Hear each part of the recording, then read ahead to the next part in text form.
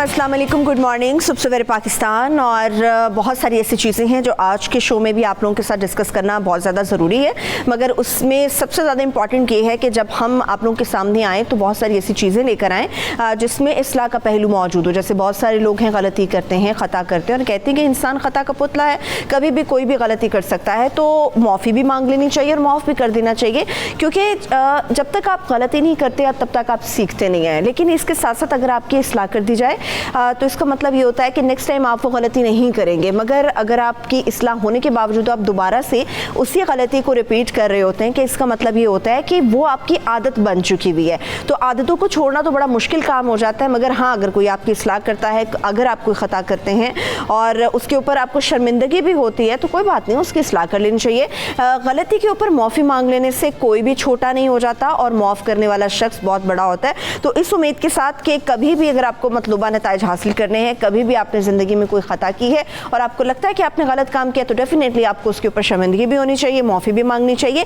इसी की मदद से आप लोग नेक्स्ट आगे बढ़ सकते हैं। ज़िंदगी में किसी भी कदम पर आपको मुश्किलात का सामना नहीं करना पड़ सकता। मगर इसके साथ साथ अपने कश्मीरी बहन भाइयों के हवाले से हम बात ना करें, इस चीज़ की ये बिल्कुल मुमकिन नहीं है और हमें इस हवाले से बात भी करनी है, क्योंकि हमारे prime minister of Pakistan Imran Khan साहब बड़ी ज़बरदस्त किस्म की स्पीच करके आए हैं और उसके बाद कहा जा रहा है कि 59 रोज़ तो गुजर चुके हैं कश्मीर के अंदर कर्फ्यू में, बच्चे बिलक रहे हैं, दवाओं की किल्लत है, खुराक की किल्लत है, नौजवानों को उठाया जा रहा है और इन 59 दिनों के अंदर बेशबहा ऐसी शहादतें हैं नौजवानों की हो चुकी हैं। तकरीबन 13,000 या इससे ज़ायद का फिगर्स है कि नौजवानों को उठा लिया गया है और नामालूम मकामात पर मुंतकिल किया जा रहा है। जबकि अगर मैं भारतीय सुप्रीम कोर्ट की बात करूँ कि ये जो स्पीच हुई है इमरान खान साहब की, उसके बाद आर्टिकल 370 को ख़त्म करने पर हुकूमत से कहा गया कि 4 हफ्ते से, जो भारतीय हुकूमत है उसे भारतीय सुप्रीम कोर्ट की तरफ से कहा गया है कि 4 हफ्ते के अंदर अंदर इसका जवाब दिया जाए कि ऐसा क्यों हुआ है। मुझे शमीम साहब आपसे ये जानना है कि वज़ीर आज़म इमरान खान साहब बहुत ही ज़बरदस्त किस्म की स्पीच हमारे कश्मीरी बहन भाइयों के लिए कर आए हैं, वहाँ की आवाम के लिए करके आए हैं। क्या इस स्पीच के बाद आपको लगता है कि जिस तरह की खबरें हमारे साथ रिपोर्ट की जा रही हैं कि जी कुछ नरमी नज़र आ रही है, क्या वाकई इसमें सदाकत है या फिर पहले से भी ज़्यादा सख्ती कर दी गई है? बिस्मिल्लाहिर्रहमानिर्रहीम। देखिए, दो चीज़ें बहुत अहम है। जब प्राइम मिनिस्टर पाकिस्तान ने यूनाइटेड नेशंस जनरल असेंबली में तकरीर की और दुनिया के तमाम हेड ऑफ द स्टेट्स वहाँ पर मौजूद थे, उन्होंने जब तकरीर सुनी तो जो उनका रिएक्शन था, जो उनकी सीरियसनेस थी, वो नज़र आ रही थी। एक हेड ऑफ द स्टेट जब तकरीर करता है, जब कुछ हक़ाइक़ की वो निशानदेही करता है, जब वो संगीनी मामलात की दुनिया के सामने रख रहे हैं, तो दुनिया को मालूम हो गया है कि ये अब ऐसा नहीं है मामला कि जिसको हम दो मुल्कों के दरमियान बायलैटरलिज्म के जरिए हल करने पर जोर रहे थे। ये बियॉन्ड दैट चला गया है और हर तकलीफ को उस लेटेस्ट सिचुएशन से लेके उसका जो पस मंज़र है, हिस्टोरिकल पस मंज़र 1947 से लेके आज तक, और आरएसएस की हिस्ट्री जब उन्होंने बयान की है कि माइंडसेट क्या है पाकिस्तान बनने के बाद, कश्मीरी मुसलमानों को क्यों अताब का शिकार बनाया गया है, माइनॉरिटीज़ के साथ क्या हो रहा है और आगे जो थ्रेट है, पीस को थ्रेट है, साउथ एशिया को थ्रेट है, ग्लोबली थ्रेट है, वो आरएसएस की तरफ से है, मोदी की तरफ से है। तो ये तमाम चीज़ें जब उन्होंने दुनिया के सामने रखी है तो दुनिया को इसकी संगीनी का अंदाज़ा हो गया है। यही वजह है कि अगर आप देखेंगे कि भारत के अंदर कुछ चैनल्स ऐसी है, कुछ लोग प्राइवेटली ऐसे वीडियो सामने ला रहे हैं जिसमें मकबूजा जम्मू कश्मीर को वो हिंदुस्तान के अवाम के सामने भी ला के खड़ा कर रहे हैं सवाल, क्या हम इसको इसी तरह छोड़ सकते हैं, क्योंकि हिंदुस्तान की डेमोक्रेसी को अब खतरा है। मैं आपको ये बताऊं यहाँ पर कि कल एक किताब की रुनमाई के लिए सहबा हुसैन एक बहुत बड़ी राइटर है, एक्टिविस्ट है, और वो किताब लेके कश्मीर जा रही है, फियर लव उसका टाइटल जो है वो उस किताब के बारे में बताती है कि मैं खौफजदा हूँ। जब वो इंट्रोड्यूस करा रही थी एक चैनल को कि मैं खौफजदा हूँ कि हिंदुस्तान का इसके बाद क्या होने वाला है। ये वो चीज़ें हैं जो वहाँ पर बयान की गई है यूनाइटेड नेशन की जनरल असेंबली में। मकबूजा जम्मू कश्मीर के का हिस्टोरिकल पर्सपेक्टिव सामने रखा गया है। लीगली उसका जो जवाब होना चाहिए यूनाइटेड नेशन की तरफ से वो क्यों नहीं आ रहा है, उस बेहिसी को भी वहाँ बयान किया गया। ठीक है। अच्छा शमीम शॉल साहिबा, ये जो आप गुफ्तगू कर रही हैं यकीनी तौर पे अपनी जगह पर असर रखती है, मगर जिस तरह से हम भारत के हवाले से, भारत जो है वो नाम नेहाद जमहूरियत के सबसे बड़ी दावेदार होने का राग अलापता रहता है। भारतीय अगर सुप्रीम कोर्ट की बात करें तो उसने प्राइम मिनिस्टर इमरान खान साहब की तकरीर के बाद ये कहा है कि 4 हफ्तों के अंदर अंदर जवाब दिया जाए कि कश्मीर की जो जोग्राफियाई हैसियत थी उसको क्यों ख़त्म किया गया है। तो वाकई आपको लगता है कि भारतीय हुकूमत इससे मुतालिक कोई इम्प्लीमेंटेशन करेगी या कोई जवाब तलबी होगी या वो रिपोर्ट कोई जमा कराएंगे, उसके बाद कुछ हमें नरमी भी देखने में आएगी, या फिर कश्मीर की जोग्राफियाई हैसियत बहाल नहीं की जाएगी? जी, ये डिज़ाइन आज का नहीं है कि सुप्रीम कोर्ट में तकरीबन 7 पिटीशंस दाखिल कराई गई है, लेकिन ये आरएसएस का एक डिज़ाइन है जो उन्होंने बनाया था 70 सालों से, और उनको अब टाइम मिला है जब वो पावर में आ गए उसको इम्प्लीमेंट करने का। इसीलिए ये ज़रूरी है कि हमने जो ज़्यादा ज़रूरी ये है कि हमने बुनियादी जो हक़ाइक़ है उनको सामने रखना है।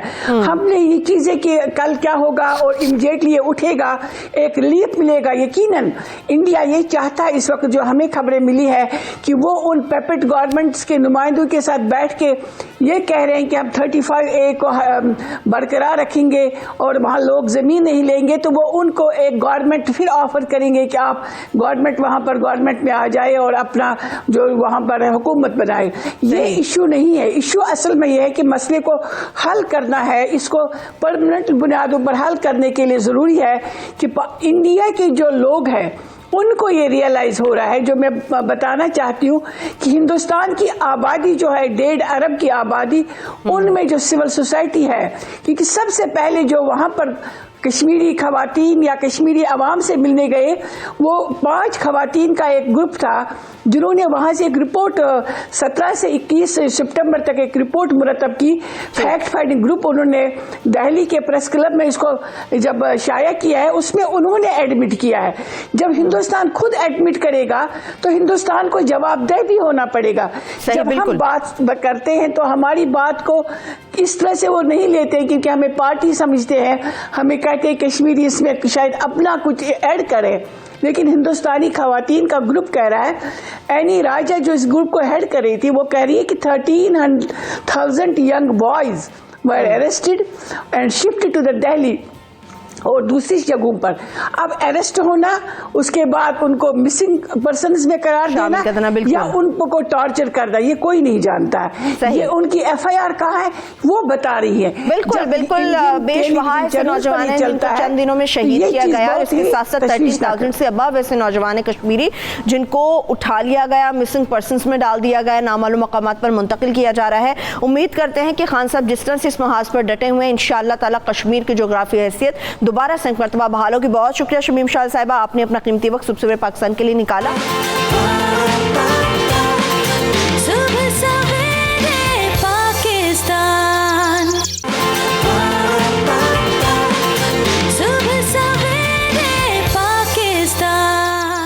पाकिस्तान के अंदर जो कुछ हो रहा है, पाकिस्तान के शहरों में जो कुछ हो रहा है, कुछ इलाकों में जिस तरह की खबरें आ रही हैं बच्चों से रिलेटेड, उनको इग्नोर किया जा सके तो अभी बहुत बड़ी जो डेवलपमेंट हुई है चुनिया से रिलेटेड, उससे मुतालिक बात करने जा रहे हैं। और डेफिनेटली ये बहुत बड़ी कामयाबी है हमारी पुलिस की, बहुत बड़ी कामयाबी है हमारी एजेंसीज़ की कि बहुत ही ज़बरदस्त तरीके से और सिर्फ चंद दिनों के अंदर उस दरिंदा सिफ्त इंसान को गिरफ्तार किया गया है जिससे चुनिया के अंदर 4 बच्चों के साथ ज़्यादती की और रेप के बाद उनको कत्ल भी कर दिया। इस वक्त हमारे साथ RPO शेखुपुरा सुहेल हबीब ताजिक साहब मौजूद हैं, उनकी तरफ बढ़ते हैं। बहुत शुक्रिया सुहेल साहब, आपके कीमती वक्त का सुबह पाकिस्तान के निकाला। डेफिनेटली जिस तरह से मैंने बात की, आप और आपकी पूरी टीम मुबारकबाद की मुस्तहिक है कि चंद दिनों के अंदर अंदर आपने इस दरिंदे को गिरफ्तार कर लिया। हमारे देखने वालों को ज़रा अपडेट कीजिएगा कि इतनी बड़ी कामयाबी कैसे मुमकिन हुई आपके लिए, क्या स्ट्रेटजी थी जो अपनाई गई इस मुलजिम को गिरफ्तार करने के लिए? Bismillahirrahmanirrahim. Thank you very much. In a short period of 3 months, 4 unfortunate incidents happened, जिसमें 4 बच्चे जिनकी उम्रें 8 से 12 साल थी वो चूनिया शहर से मिस हो गए and later on their dead bodies and remains were found some 5 kilometers away from their locations, from their residences. It was a big challenge, ये बहुत बड़ा challenge था और पाकिस्तान की हिस्ट्री में सबसे बड़ा मैन हंट इन ए शॉर्ट पीरियड ये लॉन्च हुआ। इसमें हमने 2 तरह की स्ट्रेटजीज अडॉप्ट की, जिसमें प्रिवेंटिव मेजर्स हमने लिए, उसमें हमने फील्डिंग लगा ली, जिसमें नाकाबंदियां हमने लगा ली, उसमें हमने अंडरकवर टीम्स जो फ्रूट बेच रहे थे, जो पापड़ बेच रहे थे, पकौड़े बना रहे थे, रिक्शे चला रहे थे, टीचर्स बने, डेंगी टीम्स बनी, ताकि हमें इंटेलिजेंस इंफॉर्मेशन भी आए और एट द सेम टाइम 4 बच्चे जो मिस हो गए थे उसके बाद कोई पांचवा इंसिडेंट ना हो। इसके साथ हमने डिटेक्टिव टीम्स ऑपरेशनल कर दी थी, जिसने 26,251 लोगों की जो आबादी है इसका सर्वे किया बारीकबीनी से 4,684 घर उनकी जांच पड़ताल किए, 900 से ज़्यादा रिक्शा ड्राइवर्स उनका डेटाबेस बनाया, उसको कंपाइल किया, उसको स्टडी किया गया, 8,307 मोबाइल्स इसका एनालिसिस किया गया, 1734 डीएनए सैंपल्स कलेक्ट किए गए, जिसमें से 1639 डीएनए कंप्लीट हो गए। और मैं आपको बताता चलूँ कि this is the largest DNA profiling in Pakistan and may be among the top 5 cases in the world. और अल्लाह का शुक्र है आफ्टर 14 डेज़ हमें कामयाबी मिली। इसमें हमने सीटीडी, स्पेशल ब्रांच, आईबी, हमारा कांस्टेबल से लेकर डीपीओ, डीएसपी सारे शामिल थे और सोशल सोसाइटी ने, सिविल सोसाइटी ने सब बहुत बड़ी टीम आप लोगों ने इस मुलजिम को पकड़ने के लिए लगाई। डेफिनेटली जैसा से आप बता रहे डीएनए टेस्ट भी हुए और बहुत बड़ी तादाद में लोग थे जो मिलके आपके साथ, इसके साथ आवाम भी थी जो काम कर रही थी। कितना एक्सपेंस आया, कितना मुश्किल था फाइनेंशियली तौर पर इसको करना, और इसके साथ साथ जब मुलजिम आप लोगों ने पकड़ा, क्या ये वो आदतन करता था या वो नफ्सियाती मरीज था? वो इस तरह के कामों की तरफ इन्वॉल्व कैसे हुआ और क्यों हुआ? इसका जो इस पूरे ऑपरेशन इन्वेस्टिगेशन है इसको हम स्वार्मिंग इफ़ेक्ट कहते हैं। जनरली हमारी इन्वेस्टिगेशन पर जो कास्ट आता है वो वेरी करता है उस क्राइम के मुताबिक, but since it was a very serious crime, a very heinous crime, और इट वाज अ चैलेंज सारी गवर्नमेंट को, सारे लोगों को, उस इलाके को, सारे पाकिस्तान को परेशानी थी। हमने फिर इसको हम स्वार्मिंग इफ़ेक्ट कहते हैं कि मुख्तलिफ ऑर्गेनाइजेशन से हम उनकी कॉम्पिटेंसीज़ और उनके एक्सपीरियंस को इकट्ठा करके और इस पर हम काम शुरू करते हैं। मैं आपको बताता चलूँ कि इस वक्त डीएनए के एक टेस्ट पर 1.5 लाख रुपए खर्च होता है, तो हम अगर 1600 से इसको ज़रब दे दें तो ये 24 करोड़ रुपए सिर्फ डीएनए सैंपल्स उसकी एनालिसिस करने पर ये खर्च हुए। और इसके अलावा जो बाकी पुलिस की मोबिलाइजेशन है और उसका स्टे है, लॉ एंड ऑर्डर के लिए हमने पुलिस मोबिलाइज की, so it was an expensive but fruitful and result oriented exercise. Allah ने हमें उसमें कामयाबी दी और हमें सुरखरू किया।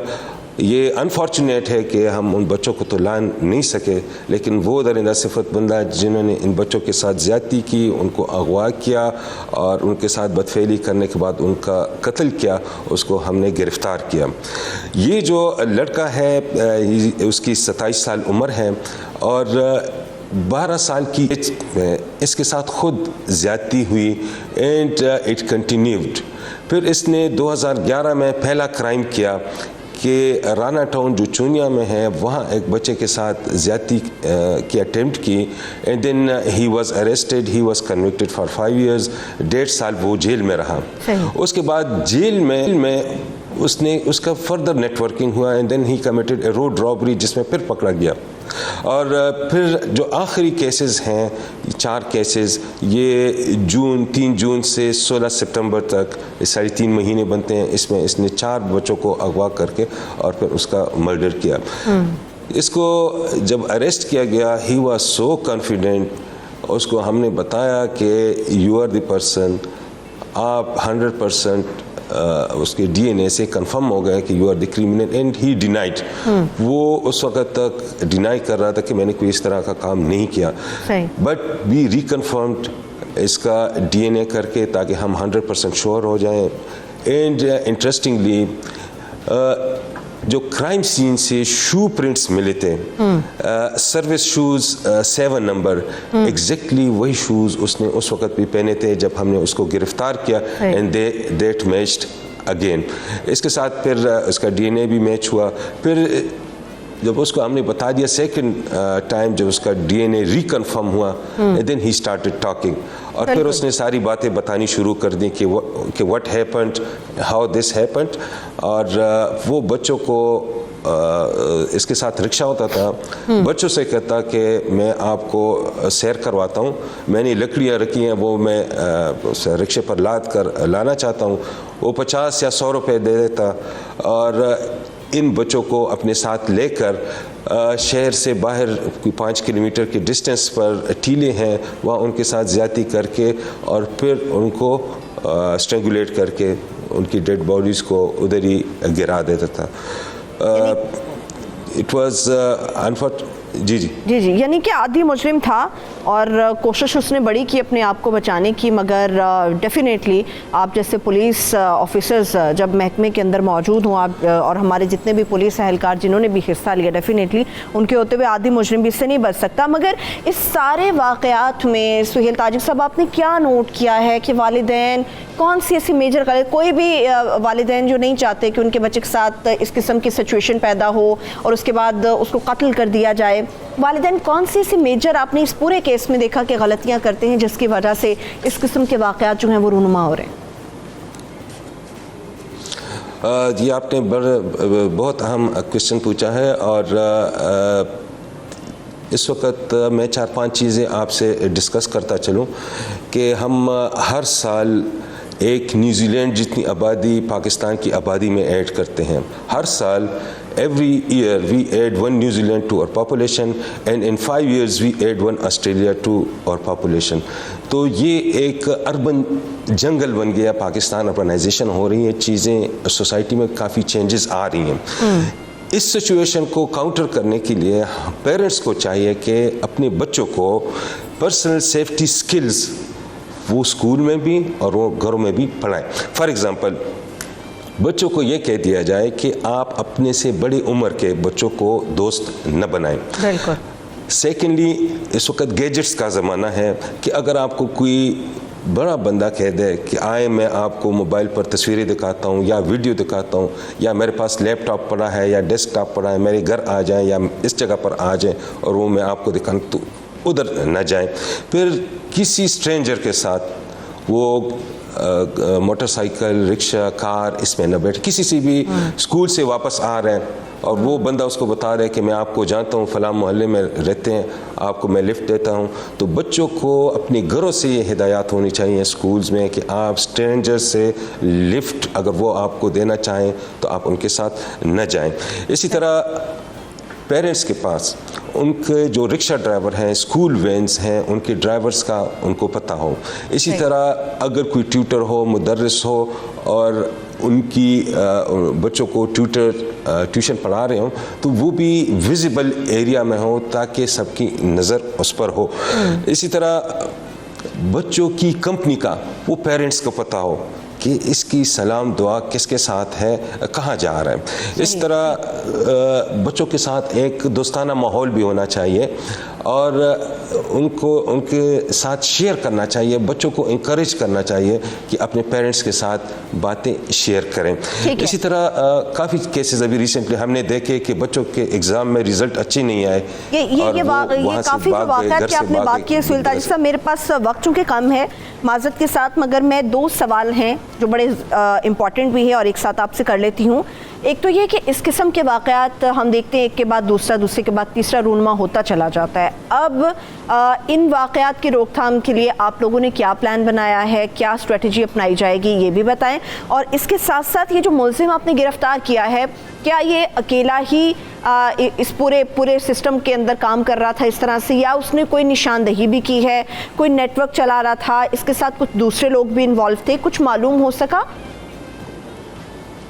सोहेल शहजादा जो है ये आपको मैंने बताया 27 साल इसकी एज है। जी जी। कल हमें एंटी टेररिज्म कोर्ट ने 15 दिन का रिमांड दिया। वी विल इन्वेस्टिगेट, उसकी हम तफ्तीश करेंगे। अगर इसके साथ कोई और मेंबर्स हैं, गैंग में ऑपरेट कर रहे हैं या इस किस्म के और लोग उस मोहल्ले में रह रहे हैं, उस एरिया में रह रहे हैं, डेफिनेटली वी विल अरेस्ट। हमने एक और बंदे को भी डिटेन किया हुआ है, उसको हम इंटरोगेट कर रहे हैं। और ये वो बंदा था जो सुहेल के साथ वो ज्यादती करता रहा, और बाकी बच्चों का भी हमें इंफॉर्मेशन मिल रही है कि उसके साथ भी इसने ज्यादती की। ही हैज़ बीन डिटेन्ड, उसको हम अरेस्ट करके और फर्दर उसकी इन्वेस्टिगेशन करेंगे। जो गवर्नमेंट की स्ट्रेटजी है वो ये है कि मैंने आपको बताया कि there are changes in this society, एक अर्बनाइजेशन हो रही है। हमारा जो स्ट्रक्चर है ये इस तरह बना कि रूरल एरियाज़ के लिए बना था। तो रूरल एरियाज़ में प्राइमरी रिलेशनशिप्स होते हैं कि हर बंदे को पता होता है कि उसका घर किधर है, कौन किधर रह रहा है, उसके कितने बच्चे हैं, किधर जा रहे हैं। जैसे जैसे पाकिस्तान में इस वक्त 40% से ज़्यादा अर्बनाइजेशन हुई और बड़ी रैपिड अर्बनाइजेशन हुई, तो इसमें हमारी इनकॉग्निटो प्रेजेंस है। हमें नहीं चलता कि साथ वाले फ्लैट में कौन रह रहे हैं। तो इसके लिए जो एक स्टेप है that is technology to integrate this urban jungle through technology monitoring और उसकी surveillance. For example safe city, that is one of the major success कि लाहौर में सेफ सिटी स्टार्ट हुई और ये फिर एक्सटेंड कर रही है। रिसेंटली कसूर में गवर्नमेंट ने सेफ सिटीज़ ये लॉन्च किए। अभी गवर्नमेंट ने ऐलान किया हुआ है कि इलाहाबाद, चूनिया और फतूकी इसमें भी इसको एक्सटेंड कर लेंगे। साइमल्टेनियसली हमें एक बहुत बड़ा रिसर्च चाहिए एकेडेमिया की कि वो डायग्नोज कर लें कि what is the issue, what is the problems, dynamics क्या हैं। तीसरी जो अहम चीज़ है वो है डिस्पैरिटी जो लोगों के दरमियान। एक तो पॉपुलेशन, मैंने आपको बताया कि we are adding 1 New Zealand to our population, और एक यूथ बल्ज है। इस वक्त 66% पॉपुलेशन हमारी पाकिस्तान की that is less than 30 years, and Pakistan is the second youngest nation on this planet. तो हमारे लिए एक रोबस्ट यूथ पॉलिसी और उनकी इंगेजमेंट चाहिए। तीसरा एक और इशू है दैट इज़ एंटरटेनमेंट डिफिसिट, कि एंटरटेनमेंट नहीं है कि बच्चों के खेल कूद के लिए उनको इंगेज करने के लिए ऐसी मौके फराहम किया जाए। बहुत शुक्रिया, बहुत शुक्रिया। Thank you so much Suhail Habib साजिक साहब हमारे साथ शेखुपुरा, और उम्मीद करते हैं कि इंशाअल्लाह ताला इस किस्म के बुरे वाक़यात जो कि हमारी सोसाइटी को हिला कर रख देते हैं आइंदा रूनुमा नहीं होंगे।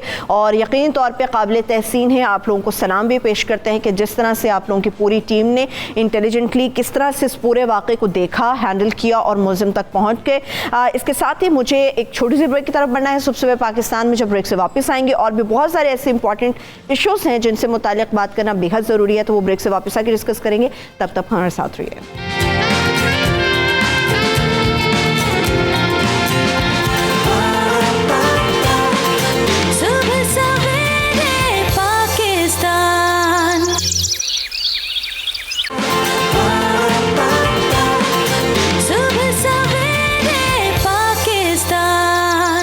हमारे यंगस्टर्स जो हैं बड़ी बड़ी यूनिवर्सिटीज़ में जाते हैं, एडमिशन लेते हैं, मोटी मोटी फ़ीसें भी भरते हैं, मगर उसके बावजूद जब वो उस यूनिवर्सिटी से एक डिग्री लेकर निकलते हैं, एक पेपर बड़ा जो इम्पॉर्टेंट होता है कितने साल की एजुकेशन के बाद, मगर अनफॉर्चुनेटली फिर उसके बाद एक बेरोज़गारी का सामना, ये इन नौजवानों को समझाना बड़ा ज़रूरी है।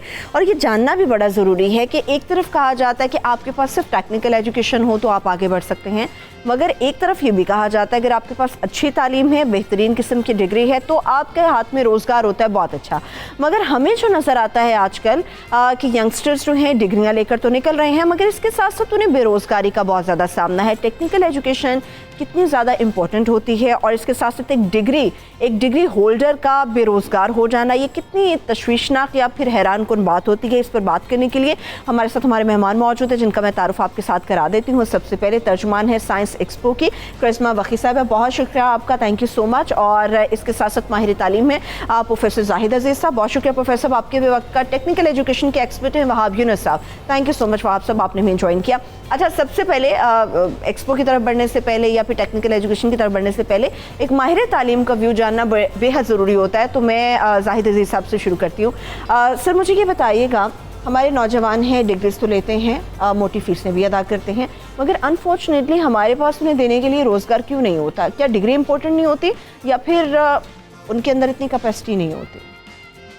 बिस्मिल्लाहिर्रहमानिर्रहीम। देखिए, तालीम में गवर्नेंस का मसला है। जब तक हम इस हकीकत को समझ कर इस पर अमल शुरू नहीं करते, यानी हुकूमत अपनी तरजीहात में तालीम को सर फहरिस्त नहीं रखती, बजटरी एलोकेशंस जो हैं उनमें तालीम पर उतना खर्च नहीं किया जाता जितना हमारे जैसे माशी हालात वाले मुल्क को करना चाहिए, और उसके बाद इंडस्ट्री से, मार्केट से आप कनेक्ट नहीं करते अपने निसाब को, अपने तालीमी इदारों में दी जाने वाली डिग्रियों को, ये तो बुनियादी एक हकीकत है। तो उसके अलावा तो एम्प्लॉयबल नहीं रहेंगी डिग्रियां। एक दूसरा ये है कि जब ओवरऑल एक इकॉनमी जो है वो एक्सपैंड करती है तो रोज़गार जो हैं वो बढ़ते हैं। तो हमारे यहाँ बदकिस्मती से ना ही 70 साल से ज़ायद अरसा में हुकूमतों ने तालीम को अपनी तरजीह या गवर्नेंस का एक इशू तस्लीम किया है, बल्कि मुझे तो ये लगता है कि इससे पहलू तही की जाती रही है। माँ सिवाय मेरा ख्याल है 1970 की दहाई के, जिसमें जुल्फ़िकार अली भुट्टो ने तालीम जो है उसको सस्ता भी किया, आम भी किया, और उनका ये बड़ा ही बुनियादी और सही फ़लसफ़ा था कि रियासत जो है वो कम से कम पहले 12 साल की जो तालीम है उसको बेइंतहा सब्सिडाइज़ करके तो आम आदमी को तालीम याफ्ता बनाने में अपना किरदार अदा करे। तो बुनियादी तौर पे हमारे यहाँ ये एक हकीकत जिस रोज़ इसका इदराक हो जाएगा, बदकिस्मती से तरजीहात में शामिल नहीं है तालीम। अनफॉर्चुनेटली हम कहते तो बहुत है। वहाब यूनुस साहब, मुझे ये बताइएगा, कितना ज़्यादा इम्पॉर्टेंट है एक बच्चे के लिए कि मैट्रिक करे, उसके बाद कोई टेक्निकल डिप्लोमा कर ले, या फिर आप समझते हैं कि कोई भी स्टेज आए तो उसके पास एक टेक्निकल हुनर होने के लिए एक डिप्लोमा ले और फिर किसी भी फील्ड में जाके उस पर वो अप्रोच कर सकता है अपने रोज़गार के लिए? तो ये इम्पॉर्टेंट है जी। सबसे पहले तो हमें ये समझना है कि टेक्निकल एजुकेशन होता क्या है बेसिकली, क्योंकि ज़्यादातर हमारे लोगों को ये पता ही नहीं है कि डिग्री और टेक्निकल में फ़र्क क्या है। फलानी चीज़ का डिप्लोमा किया हुआ, that's it. Technical education basically education ऐसी होती है जिसमें आप शॉर्ट स्पैन के अंदर आप कोई भी स्किल लेकर उसको कन्वर्ट कर सकते हैं अपने आने वाले रोज़गार के लिए। तो ये वैसे भी टेक्निकल एजुकेशन बहुत ज़रूरी है हर बंदे के लिए, इवन के किसी स्टूडेंट से लेकर प्रोफेशनल तक। और ये इसीलिए इतनी ज़्यादा ज़रूरी है क्योंकि जैसे कि सर ने भी कहा कि जैसे जैसे टाइम गुजरता जा रहा है बेरोज़गारी बहुत बढ़ती जा रही है और गवर्नमेंट की तरफ से उस तरह इनिशिएट नहीं किया जा रहा। तो इसी वजह से पाकिस्तान जो है बेसिकली अभी जैसे कि फ्रीलांसिंग के अंदर 4th वर्ल्ड में अल्हम्दुलिल्लाह, जिसकी एक रीज़न ये है कि 1 बिलियन से ज़्यादा रेवेन्यू सिर्फ फ्रीलांसिंग की शक्ल में हमारे मुल्क में आ रहा है। तो ये टेक्निकल एजुकेशन की तरफ हमें जाना इसलिए भी ज़्यादा ज़रूरी है कि हम अपने रोज़गार के मौक़े को बढ़ा सकें। और एक जो मैट्रिक पास स्टूडेंट है जो 16 साल उसके बाद 4 साल और डिग्री लेगा, टोटल 16 साल की डिग्री लेगा, उसके बाद भी उसको 3000 की इंटर्नशिप बड़ी मुश्किल से मिल रही होती है अनफॉर्चुनेटली। उससे क्या होता है कि टेक्निकल एजुकेशन से वो एक 3 से 6 महीने का कोर्स करता है, उसके बाद ऑटोमेटिकली वो पर मंथ 30 से 40,000 ईजीली कमा सकता है और 1 साल के बाद वो 1 लाख से ऊपर ईजीली चला जाएगा। तो टेक्निकल एजुकेशन का हर स्टूडेंट के लिए और हर प्रोफेशनल के लिए सीखना उतना ही ज़रूरी है जितना उसको अपनी डिग्री प्रोग्राम को लेके चलना चाहिए। ठीक है। अच्छा करिश्मा वकी साहब, मुझे ये बताइएगा, हम साइंस एक्सपो से रिलेटेड बात तो करेंगे, बेसिकली ये है क्या? ये इसको हम कहते हैं लाहौर साइंस मेला। ठीक। और हमने मेले का नाम इसको इसलिए दिया है ताकि हमारी पब्लिक के लिए ज़्यादा अप्रोचेबल हो, ज़्यादा अंडरस्टैंडेबल हो। हम पिछले दो सालों में 2 मेले करवा चुके हैं। ये लार्ज साइंस फेस्टिवल्स होते हैं।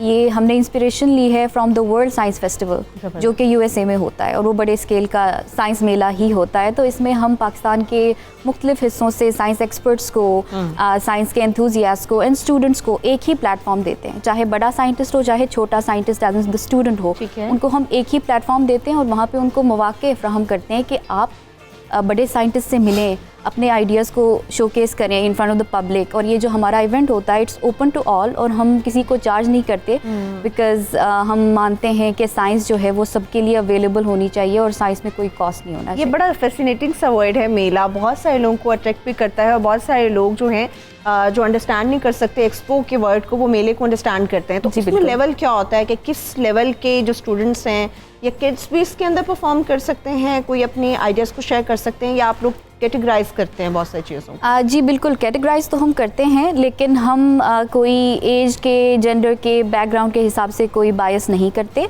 हम देखते हैं कि जो बंदा या बंदी आ रहे हैं वो कितने अच्छे साइंटिस्ट हैं। जैसे पिछले साल का जो मेला हुआ था उसमें 9 साल का बच्चा DNA एक्सट्रैक्ट कर रहा था। Amazing. And at the same time साथ वाले स्टॉल में यूनिवर्सिटी के बच्चे वही काम कर रहे थे।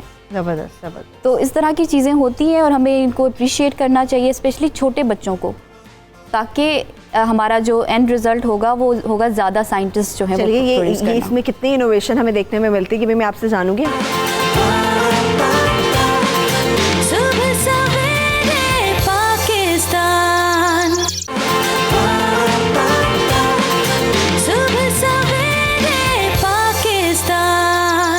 मेरे साथ इस कॉलर हैं ज़िया मौजूद, उनसे बात कर लेते हैं। जी मेरे भाई ज़िया, क्या गुफ्तगू करना चाह रहे हैं आप? वालेकुम अस्सलाम। सब मेहमानों को मैं खुशामदीद कहता हूँ सुबह सवेरे में। बहुत शुक्रिया। मैडम मेरा सवाल ये है कि यहाँ पे पाकिस्तान में 2 ही टेक्निकल एजुकेशन के इसमें शुमार होते हैं। एक होता है टेक्निकल एजुकेशन जिसे टेक्नोलॉजिस्ट कहते हैं, और एक होता है पाकिस्तान इंजीनियरिंग काउंसिल जिसे इंजीनियर्स कहते हैं। यहाँ पे तो सबसे बड़ी जो मुनाफत कह सकते हैं या कोई और चीज कह सकते हैं, यहाँ पे डिवाइडेड ये है कि जो बेसिकली टेक्निकल एजुकेशन है वो टेक्नोलॉजिस्ट और ये वो करते हैं। यहाँ पे पाकिस्तान में तो उन लोगों को माना नहीं जाता। इंजीनियरिंग यूनिवर्सिटियाँ और इंजीनियरिंग पाकिस्तान इंजीनियरिंग काउंसिल उसे एक्सेप्ट ही नहीं करते। तो इस वजह से लोग डिसहार्ट होते हैं, तो टेक्निकल एजुकेशन की तरफ जाती ही नहीं है, वो डिग्रियों के पीछे जाते हैं, पाकिस्तान इंजीनियरिंग काउंसिल की तरफ जाते हैं।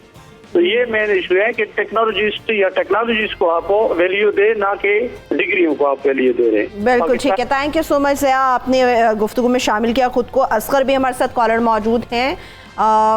ठीक है, असगर से हमारा राब्ता नहीं है। क्रिसमस साहब, आप मुझे ये बताइएगा, जिस तरह से हमारे कॉलर ने ये बात की है, जब ये मेले में आप लोग लेकर आते हैं, बहुत सारे स्टूडेंट्स इसमें हिस्सा लेते हैं, पार्टिसिपेट करते हैं, सिर्फ वो शोकेस कर जाते हैं या उनको आप लोग एक ग्राउंड भी प्रोवाइड करते हैं कि वो इस टैलेंट को लेके मज़ीद आगे जा सकते हैं, और वो ग्राउंड आप लोग प्रोवाइड करते हैं, आप लोग उन्हें एक रास्ता दिखाते हैं और उनके लिए कुछ आसानियां पैदा हो सकती हैं, या सिर्फ शोकेस ही मकसद होता है? वैसे तो हम सिर्फ शोकेस करने के मौके फ्राहम करते हैं, लेकिन उसमें ये होता है कि सिंस कि वो ओपन इवेंट होता है तो उसमें बहुत सारी कंपनीज आती हैं। वो कंपनीज आके बच्चों के आइडियाज़, यूनिवर्सिटी स्टूडेंट्स के आइडियाज़ को देखते हैं एंड इफ़ नीड भी वो ख़रीद भी लेते हैं। तो मतलब हम सिर्फ प्लेटफॉर्म प्रोवाइड करते हैं एंड इक्वल प्लेटफॉर्म प्रोवाइड करते हैं विदाउट एनी बायस। तो कितनी बड़ी कामयाबी मिलती है आप लोगों को और इसके साथ साथ जो बच्चे वहाँ पर आते हैं उनको?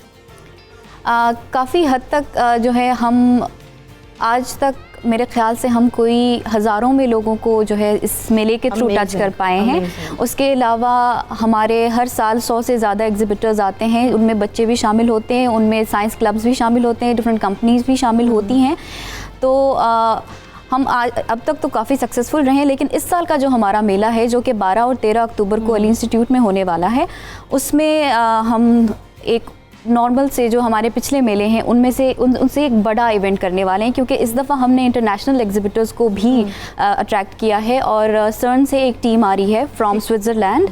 तो इस साल का मेला होपफुली ज़्यादा बेहतर होगा और हम ज़्यादा पब्लिक को जो है इंशाअल्लाह ताला। अच्छा, मुझे ये भी बताइए कि बहुत सारे ऐसे क्लब्स होते हैं या कुछ ऐसी यूनिवर्सिटीज़ हैं वो तो डायरेक्ट आप लोगों को अप्रोच कर लेती है, लेकिन बहुत सारे ऐसे स्टूडेंट्स होते हैं जो बहुत लो लेवल पर होते हैं, बहुत ही लो कॉलेजेस या स्कूल से बिलोंग कर रहे होते हैं, वो आप लोगों को अप्रोच किस तरह से कर सकते हैं और किस तरह से अपना जो डिज़ाइन है वो आप लोगों के सामने लेकर आते हैं? हम ये करते हैं, सबसे पहला जो हमारा फेज़ होता है in the preparations of the mela, हम स्कूल्स में आउटरीच करते हैं। ठीक है। और उन स्कूल्स में जो है वो स्कूल्स भी शामिल होते हैं जो मार्जिनलाइज्ड स्कूल्स हैं, जो छोटे स्कूल्स हैं। हम कोशिश करते हैं कि पर्सनल लेवल पे थ्रू पोस्टेज, थ्रू ईमेल, हर तरह से हम हर स्कूल को ये बात पहुंचा दें कि एक अपॉर्चुनिटी है, आप उसका फ़ायदा उठा सकते हो। आप आओ और आप अपनी जो भी साइंटिफिक एग्जिबिट है, जो भी आपका आइडिया है, जो भी आपकी इन्वेंशन है या डिस्कवरी है, उसको आप लोगों के सामने पेश करो, पोर्ट्रे कर सकते हैं। अच्छा प्रोफेसर, आप एक तो ऐड करना चाह रहे थे जिस हमारे नौजवान ने सवाल किया था, ठीक है, बिल्कुल उसके हवाले से भी ज़रा गुफ्तगू कीजिएगा। और लास्टली बहुत सारे बच्चे जो हैं उनको बताइए कि टेक्निकल एजुकेशन कितनी ज़्यादा इंपॉर्टेंट है, एक माहिर तालीम की नज़र में आपके रोज़गार के हसूल के तरीके क्या हो सकते हैं, ये भी ज़रा उन्हें कन्वे कीजिए। जी, सबसे पहली बात तो ये है कि बग़ैर थेरी के, नॉलेज के आप एक्सपीरियंस को लिए फिरें तो वो इस वक्त दुनिया में काबिल कबूल नहीं रहता। हमें दुनिया के साथ compete करना है। मैं आपको छोटी सी मिसाल देता हूँ ताकि जो सुन रहे लोग उनको भी फ़ायदा पहुँचे। कुछ अर्सा पहले मैं टोयोटा वर्कशॉप में अपनी गाड़ी लेके गया। नौजवान जो उनमें से एक था जो काम कर रहे थे, मैकेनिक्स थे, उस बच्चे से मैंने पूछा कि आप कहाँ काम और किया आपने। उन्होंने कहा जी मुझे एक्सपीरियंस बहुत ज़्यादा है, लेकिन मेरा एक्सपीरियंस जो है वो अगर मैं बाहर जाना चाहूँ या किसी बेहतर तरीके से अपनी नौकरी, अपनी आमदन बढ़ाना चाहूँ, तो मेरा एक्सपीरियंस तभी कंसिडर होगा अगर मैंने किसी सर्टिफाइड कंपनी में आके नौकरी की है। मैंने उसकी वजह पूछी, उसने कहा जी गाड़ियों के इंजन जो हैं वो कंप्यूटराइज्ड हैं। ठीक है। अब आप प्लम्बिंग की मैंने अभी बात की है, तो आप देखिए अगर फिजिक्स का बुनियादी इल्म नहीं है प्लम्बर के पास आज के दौर में, और आइंदा जो आगे फ्यूचर में झांकें आप, तो जो आने वाली हैं इसमें इनोवेशंस, वो तभी काम कर सकेगा अगर उसको ये मालूम है कि चीज़ें इलेक्ट्रिफाइड हैं। किस तरह से आप करनी है, बाथरूम के अंदर पैर रखेंगे तो बल्ब जल जाएगा, उसको लाइट ऑन हो जाएगी, तो इसका मतलब उसे मालूम होगा कि कैसे मैंने इनको जोड़ना है चीज़ों को। तो थ्योरी की अपनी जगह अहमियत है। दूसरी बात जो आपने पूछी इंतहाई अहम है, वो ये है कि देखिए हम बाहर जाकर तो हर तरह का काम करने के लिए तैयार होते हैं, अमेरिका या यूरोप में, लेकिन हमारे यहाँ हम चाहते हैं कि इधर हम पढ़ के निकलें और हमें 5 लाख 10 लाख की नौकरी कुर्सी पे बैठने वाली या हमें ASP लगा दिया जाए। हाँ। तो देखिए ये मामलात, इन्होंने बहुत बड़ी अच्छी बात की वहाब साहब ने, एंटरप्रेन्योरल स्किल्स बच्चों के अंदर इनकलकेट जरूर होनी चाहिए, और ये हमारे निज़ाम तालीम का एक बड़ा अहम किस्म का सब्जेक्ट एरिया होना चाहिए, और ये इसको फॉलो भी करना चाहिए। थैंक यू सो मच, बहुत शुक्रिया प्रोफेसर जाहिद अजीज साहब, करिश्मा वकी साहब आपका बहुत शुक्रिया, वहाब यूनुस साहब आपका भी बेहद शुक्रिया। इसके साथ ही सुबह पाकिस्तान में मुझे एक छोटी सी ब्रेक की तरफ बढ़ना है, ब्रेक से वापस आएंगे तो कुछ बात होगी आपके सेहत से मुतालिक, हमारे साथ रहिए।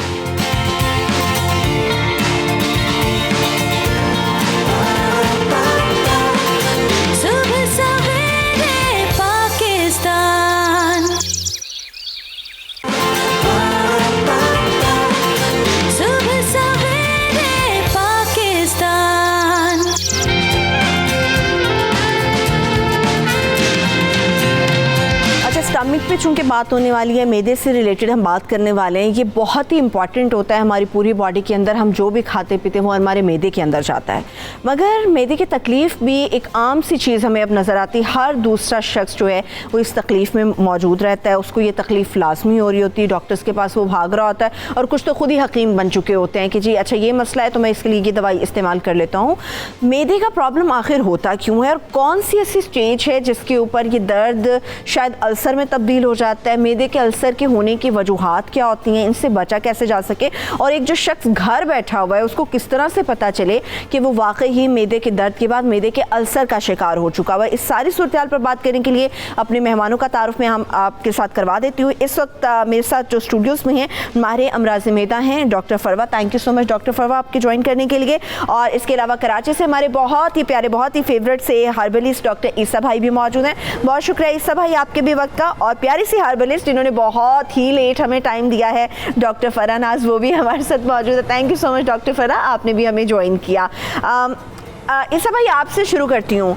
ईसा भाई ये मैदे का जो अल्सर है इसकी तो हम बात करेंगे, ये दर्द होता ही क्यों है, मैदे में मसला ही क्यों बनता है? देखिए हमारे यहाँ जो मशहूर है वो तो यही है कि चटखारे और मिर्चों वाले खानों से अल्सर होता है। जो कि बीमारी के बाद तो समझ में आता है ये चीज़ें तकलीफ़ करती हैं। 1982 में फर्स्ट टाइम ऑस्ट्रेलिया वालों ने इस पर रिसर्च की थी कि ये अल्सर बनता क्यों है, तो पता चला ये एक बैक्टीरिया है जिसे एच पाइलोरी कहते हैं। अच्छा, ये बीमारी अब हमारे यहाँ क्यों आम होती जा रही है? क्योंकि हमारा लाइफ स्टाइल बिल्कुल चेंज है। पहले तो जहन में रखें कि सिर्फ इसमें मिर्चों का ताल्लुक और खट्टी चीज़ों का या स्पाइसी का नहीं है, सबसे ज़्यादा गंदे पानी का ताल्लुक है जो हम माशाल्लाह खूब पी रहे होते हैं पाकिस्तान वाले। दूसरा इसमें सिगरेट का ताल्लुक है। तीसरा इसमें निहार मुँह, जो अब आप चाय पीते हैं, बीमारी होने के बाद आपको स्पाइसेस प्रॉब्लम करते हैं क्योंकि एक्सपायरी हो चुका होता है। तो होने की वजह एक तो हमारा लाइफ स्टाइल है। देखें, अल्लाह ताला का एक निज़ाम है, हमारी बॉडी कनेक्टेड टू सोलर है। जब सूरज निकलता है तो मैदा कहता है मुझे 2 लकड़ी पत्थर में हजम करूं। हमारी मेजॉरिटी पाकिस्तानी उसको चाय पापे दे रही होती है। और जब सूरज डूब जाता है तो 80% आपका मैदा नहीं काम करता और हम कढ़ाइयाँ पिज़्ज़ा खा के सो रहे होते हैं। ना हमारी कोई वॉक होती है। हदीस में भी कहा गया है कि खाने के बाद, रात के खाने के बाद 40 कदम चला करें। तो ये बहुत बड़ी बीमारी इसलिए भी कहलाएगी कि बड़े बुजुर्ग कहते हैं कि मैदा ख़राब हो जाए तो ये बीमारियों की माँ है। तो अल्सर होने की ये वजूहत हैं। अदरवाइज़ आप देखेंगे अरब ममालिक में ये लोग बेचारे मिर्चें नहीं खाते हैं, बल्कि अगर अननोन प्लेस पे चले जाएं तो अरबी फ़ौरन बोलता है माफ़ी फिलफिल, लेकिन वहाँ भी ये 25% आजकल लोग इस बीमारी में मुब्तला हैं। सही। अच्छा डॉक्टर फवा, जिस बैक्टीरिया की ईसा भाई ने बात की है, उस बैक्टीरिया के बनने की वजह क्या होती है? क्या वो सब में मौजूद होता है? अगर होता है तो अटैक क्यों करता है? इसके कुछ लोगों को मसला होता है, ये मैदे का, कुछ लोगों को नहीं होता, इसकी वजूहत क्या होती है? अच्छा, बड़ी अच्छी बात की है। मैदे के मैं थोड़ा सा पहले से शुरू करती हूँ कि जो मैदे में अल्सर की जो 2 मेन वजह हैं, उनमें से एक वजह है यही बैक्टीरिया जिसको H. pylori कहते हैं, और दूसरी जो अहम वजह है वो है दर्द की दवाइयों के इस्तेमाल। ठीक है। अब सबसे पहले हम इस बैक्टीरिया की बात कर लेते हैं, H. pylori।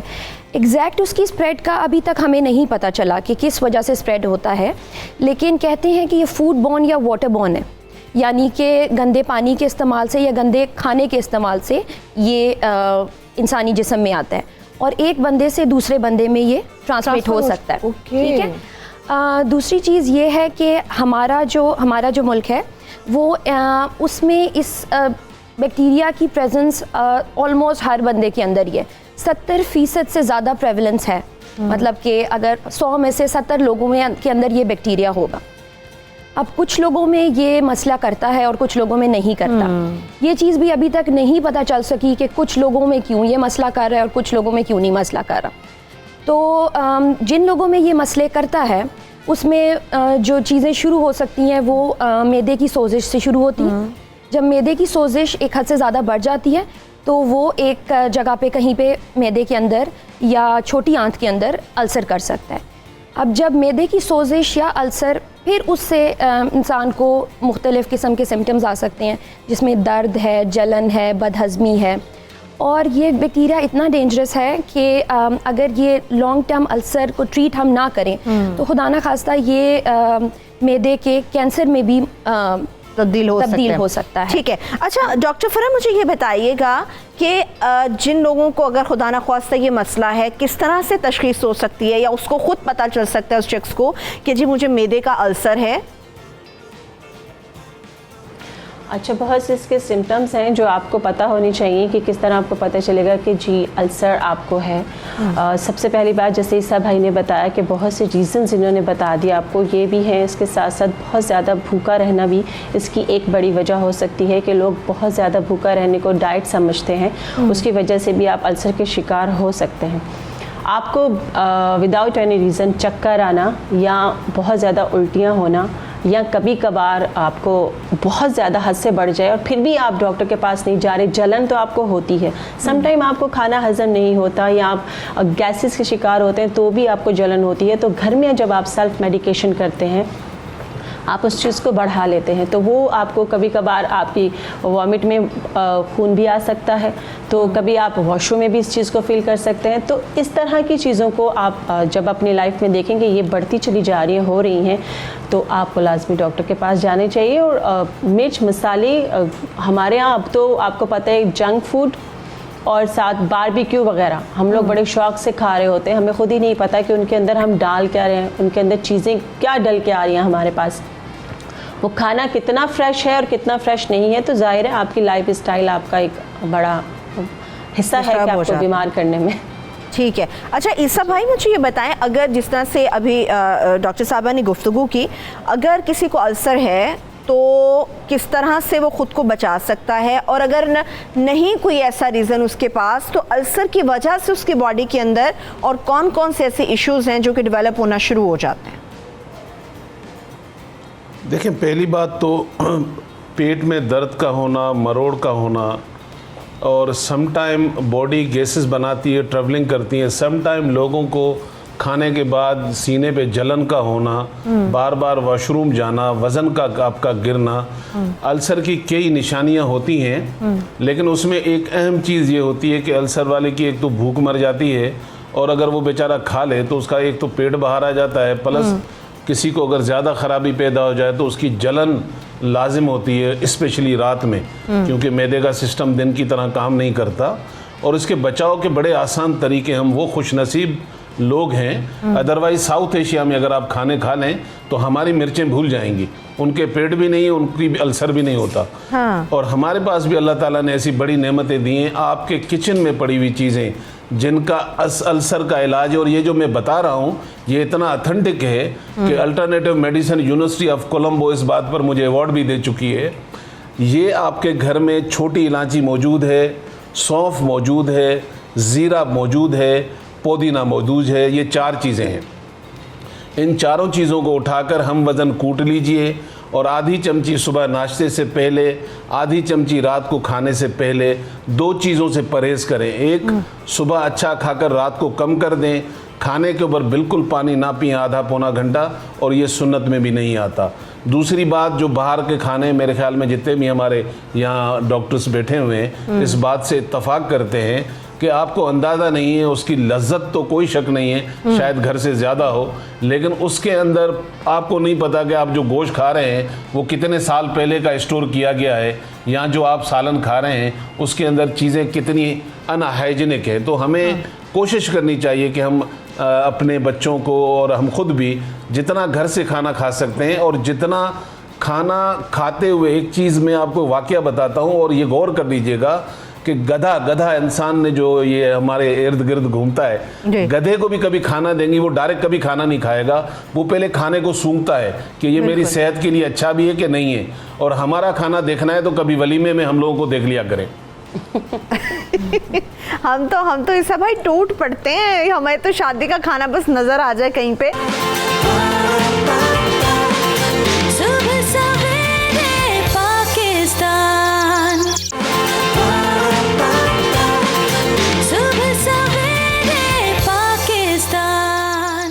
ईसा भाई, डेंगू के हवाले से मेरी बहन पूछ रही थी कि डेंगू के लिए कुछ अगर आप बता दें, और इसके साथ साथ मेरे एक भाई ने पूछा था कि कौन सी चीज़ें हैं, कैसे अल्सर से बचा जा सकता है या किसी को रोका जा सकता है कि भी आपको मैदे का अल्सर हो सकता है। देखें, इसमें कोई दूसरी राय नहीं है, चाहे वो एलोपैथिक की दुनिया हो या होम्योपैथिक की दुनिया हो, लेकिन मेरा मानना ये है कि इसमें रिलीव है, और इसको क्योर करने के लिए बहुत कम मेडिसिन पाई जाती हैं। और क्योंकि मैं न्यूयॉर्क में क्लिनिक करता हूँ तो इंटरनेशनल दुनिया के लोग रहते हैं, आपको पता है वहाँ छोटे छोटे हॉस्पिटल नहीं हैं, लेकिन मैं वहाँ पर जो गोरों को दवाई बना के देता हूँ, और वो अल्सर की बीमारी में इतने मुझसे खुश हैं जो मैं आज आपके स्टूडियो में बना रहा हूँ। पहले तो नाजरीन को ये बनानी चाहिए अपने घर में। अच्छा, मैं चीज़ें जो इस्तेमाल कर रहा हूँ उनको जहन में रखिएगा। इसमें मैं जो डाल रहा हूँ, पहली चीज़ वो कलौंजी है। आपने कलौंजी लेनी है, उसके बाद आपके घर में हल्दी होती है, ये भी लेनी है। ये सब चीज़ें हम वज़न ले रहे हैं। कलौंजी हम लेंगे, हल्दी लेंगे, उसके बाद हमने सौंफ लेना है। ये 3 चीज़ें हो गई। चीज़ इसमें जो आप ऐड करेंगे वो आपका शहद है। शहद प्योर होना चाहिए। ये माजून बनाकर जितना आप चाहें बना के रखें, हम वज़न चीज़ों को लेकर ये माजून बनाकर आप रख लें अपने घर में।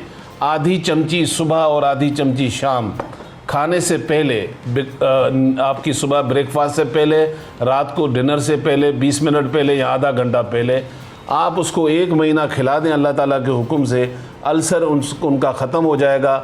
और जो इसमें एहतियात है वो बहुत लाजिम है कि सुबह उठकर हमने चाय नहीं पीनी, हमने थोड़ा पानी पीना है, हमने थोड़ा नाश्ता अच्छा सा करना है, फिर दोपहर में हम थोड़ा लाइट खाने पे चले जाएं या सैलड फ्रूट पे चले जाएं।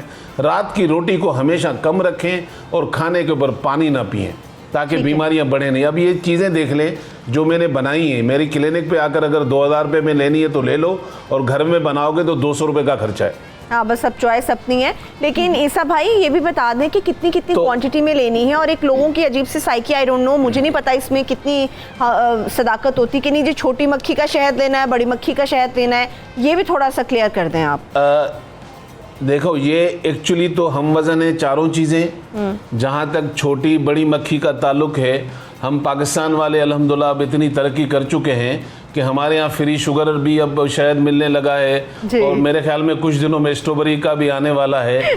अल्लाह ताला ने सूरह नहल की आयत नंबर 68 में एक कानून बना दिया, माही हम तुम्हें हुक्म करते हैं, जा फलों और फ्रूटों में ज़रस चूस और अपने बदन से शहद निकाल जो लोगों के लिए शिफा है। तो शहद के नाम पे हम पता नहीं क्या क्या खा रहे होते हैं। शहद एक ही होता है जो हाथ से उतारा जाता है। अगर आपको पाकिस्तान में मिल जाए तो 2 नफल भी पढ़ लिया करें, क्योंकि शहद प्योर बहुत कम मिलता है, बहुत कम मिलता है। डॉक्टर फरहा, मुझे ये बताइएगा, एक मेरे भाई ने जो पूछा था कि हुमैरा ने बल्कि पूछा था डेंगू से रिलेटेड कि उसके लिए क्या किया जाए, कैसे बचा जा सके, अगर किसी को डेंगू है तो उसके लिए क्या होना चाहिए। और एक मेरे भाई आफ्ताब थे, उन्होंने कहा था हेपेटाइटिस सी है जिसकी वजह से पानी सा भर जाता है उनके पेट में, तो वो क्या कर सकते हैं? जी, डेंगू के लिए तो बहुत से प्रोग्राम्स हमने किए हैं, और मेरे साथ भी डॉक्टर्स भी होते हैं, उन्होंने बहुत पूरा एक मुहिम चलाई थी कि डेंगू से आप किस तरह बच सकते हैं। ज़ाहिर आप एहतियात करें, पूरे स्लीव्स वाले कपड़े पहने, सॉक्स पहने, अपना कोई जिस तरह हम जो एक ऐसे वो आते हैं लोशन वगैरह आते हैं वो लगाएं, अपनी बॉडी के पे लगाएं ताकि मच्छरों से बच सकें, क्योंकि ये मच्छर एक बिल्कुल अलग किस्म का ये मच्छर होता है कि अगर आपको उसने काटा और आपका खून पी लिया, और वो पीने के बाद अगर वो आपके किसी दूसरे शख्स के ऊपर जाके भी उसने अगर काट लिया तो ये उसको भी ट्रांसफ़र हो जाता है। ये बड़ा एक उसको अगर आपको कहीं वो मच्छर नज़र आ रहा है तो आप उसको लाजमी मार दें, कहा जाता है, लेकिन वो आपको नज़र आता नहीं, वो काट के वो कहाँ गायब हो जाता है। वो अगर उसने किसी दूसरे को काट लिया तो उसको लाजमी डेंगू होने का ख़तरा होता है, और डेंगू के आपको पता है कि फिर बहुत लॉन्ग एक आपके प्लेटलेट्स कम होने लगते हैं। तो इसके लिए आपको बड़ी एहतियात की ज़रूरत होती है। बाकी वो क्रॉनिक डिजीज़ है। मैं इसमें थोड़ा सा रिक्वेस्ट करूँगा लोगों से, क्योंकि डेंगू जो है वो अब इतना फैल चुका है, बिल्कुल, क्योंकि हम लोग तालिब इल्म तो है नहीं, बात गौर से सुनते नहीं है, समझते नहीं है। अल्लाह ताला ने मच्छर का सूरह बकरा की आयत नंबर 26 में जब जिक्र किया तो वहाँ भी लोगों ने सवाल उठाया था अल्लाह के रसूल सल्लल्लाहु अलैहि वसल्लम से कि अल्लाह इतने बड़े हैं, ये क्या छोटे छोटे मच्छरों की बातें कर रहे हैं। तो अल्लाह कहते हैं ये छोटा नहीं, इससे कोई छोटी चीज़ भी नहीं जो हम कुरान में बयान करके नहीं छिचकाते। आज यही मच्छर है जब कान में भूं भूं करता है तो बताता है कि सिर्फ मुझे ऑर्डर मिलने की देर है। तो बचने के लिए बेहतरीन तरीका ये है, अगर आप बीमार नहीं भी हैं तो आपके पास पपाया जो पपीता है उसका इस्तेमाल किया करें, आपको डेंगू असर नहीं करेगा। एक फ्रूट जो अभी भी मार्केट में आखिरी दिनों में अवेलेबल है उसका फ़ायदा उठाएं, जिसे मिठा कहते हैं। 4-5 दिन में इसको चूस लिया करें, आपको मच्छर काटेगा ज़रूर लेकिन मर जाएगा, आपको कुछ नहीं करेगा। अगर आप बीमार हो चुके हैं तो आप फिर डेली 2 पत्ते उठाकर उसको चॉप करके पानी में डालकर उसका कहवा बनाएं। 3 दिन ये पिया करें और 3 दिन एप्पल का जूस पिया करें, और जो आप ट्रीटमेंट कर रहे हैं वो भी साथ साथ करें। अल्लाह ताला ने चाहा आपको शिफा हो जाएगी। ठीक है। एक और बात हेपेटाइटिस सी से रिलेटेड हुई थी। हाँ, वो मैं जान लेती हूँ। अभी मेरे साथ कॉलर से, मैं कह रही हूँ उनसे बात कर लें। सबसे पहले हमारे साथ इरम मौजूद है, उनसे बात करते हैं। जी इरम, क्या सवाल है आपका? अस्सलाम वालेकुम। वालेकुम अस्सलाम। सरवत, मेरा क्वेश्चन ये है कि मैंने ना मेरे और मेरे हस्बैंड के ना दोनों में ना मैदे का मसला होता है कि हम कोई भी चीज़ खाते हैं ना तो हमें हैवीपन फील होता है। ठीक है। इवन हम बिल्कुल गुज़ा कम कर देना, क्योंकि मेरे हस्बैंड का वेट ज़्यादा था, उन्होंने तो कम कर लिया, लेकिन मेरा वेट अभी भी ज़्यादा है। तो मैं अब बिल्कुल छोड़ भी दूँ ना तो मतलब वेट के लिए, तो मैं थोड़ा सा भी कुछ खाती हूँ मैदे पे हल्कापन महसूस होता है, सॉरी वज़नीपन महसूस होता है। और दूसरा मेरा क्वेश्चन एक और है। जी हेलो।